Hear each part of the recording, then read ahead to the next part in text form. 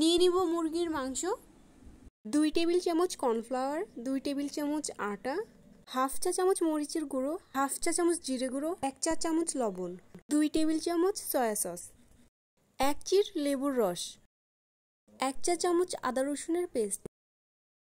এবার ভালোভাবে মাখিয়ে 1 ঘন্টার জন্য রেস্টে রেখে দেব। 1 ঘন্টা পর ম্যারিনেট করে রাখা মাংসগুলো ফ্রাই করে নিব।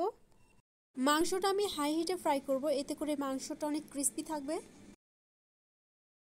পরিমাণ মতো তেল নিয়ে নিব, দিয়ে দিব আদা ও রসুনের কুচি। আমি আদা রসুন বেশি ভাজবো না, হালকা বাদামি করে নিব। দিয়ে দিব পেঁয়াজ, পেঁয়াজগুলো 4 ভাগ করে আমি পেঁয়াজের লেয়ারগুলো ছুটিয়ে নিয়েছিলাম। দিয়ে দিচ্ছি কাঁচামরিচ কুচি। এবারে দিব 2 টেবিল চা চামচ টমেটো সস, দিয়ে দিব 2 টেবিল চা চামচ সয়া সস, দিব 2 টেবিল চা চামচ ভিনেগার, হাফ চা চামচ মরিচের গুঁড়ো, দিয়ে দিব 1 টেবিল চা চামচ চিনি। মশলা কিন্তু বেশি ভাজা যাবে না, আমি কিছুক্ষণ নেড়েচেড়ে সামান্য পরিমাণ পানি দিয়েছি। এখন দিয়ে দিব দুধ, আমি এখানে পাউডার দুধটা ব্যবহার করেছি। 2 টেবিল চা চামচ পাউডার দুধ গুলিয়ে নিয়েছিলাম। 2টো শুকনো মরিচ দিব, আর আমি এখানে ঝাল কম দিয়েছি, আপনারা চাইলে ঝাল আরও বাড়িয়ে নিতে পারেন। এখন ফ্রাই করে রাখা চিকেনগুলো দিয়ে দিব। মিডিয়াম টু লো হিটে রান্না করতে হবে, মশলাটা যেন কোনোভাবেই পুড়ে না যায়। পুড়ে গেলে এতে করে খেতে ভালো লাগবে না। এখন দিয়ে দিব কর্নফ্লাওয়ার, আমি কর্নফ্লাওয়ার 2 টেবিল চা চামচ পানিতে গুলিয়ে নিয়েছিলাম।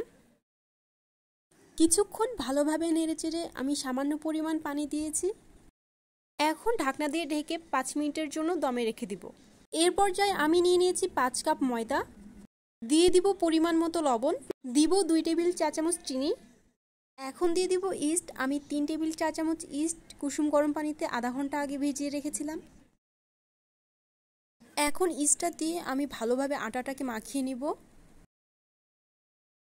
এখন কুসুম গরম পানি দিয়ে ময়দাটা ভালোভাবে মাখিয়ে নিব। আর ময়দাটা আমি একটু নরম করে সেনেছি, এতে করে নান রুটিটা বেশি ভালো হয়। আমার হয়ে গিয়েছে, 1 ঘন্টার জন্য ঢাকনা দিয়ে ঢেকে রেখে দিব। 1 ঘন্টা পর ডোটা ফুলে ডবল হয়ে গেছে। ডোটা হালকা করে নেড়েচেড়ে নান রুটির জন্য ছোট ছোট লই বানিয়ে নিব। আমার হয়ে গিয়েছে, এখন হাতের সাহায্যে রুটিটা বানিয়ে নিব। এইভাবে হাত দিয়ে আস্তে আস্তে রুটিটাকে বড় করে নিব। রুটি বানানো হয়ে গিয়েছে, হাতের সাহায্যে একটু পানি নিয়ে রুটিতে মাখিয়ে দিব।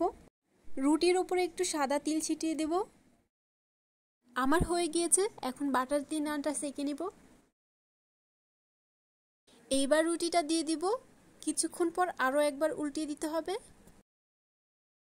আরও একবার বাটার দিয়ে ভালো করে নেড়েচেড়ে পছন্দ মতো লাল করে নিব। আমার বাটার নান বানানো হয়ে গিয়েছে, এখন তুলে নিব।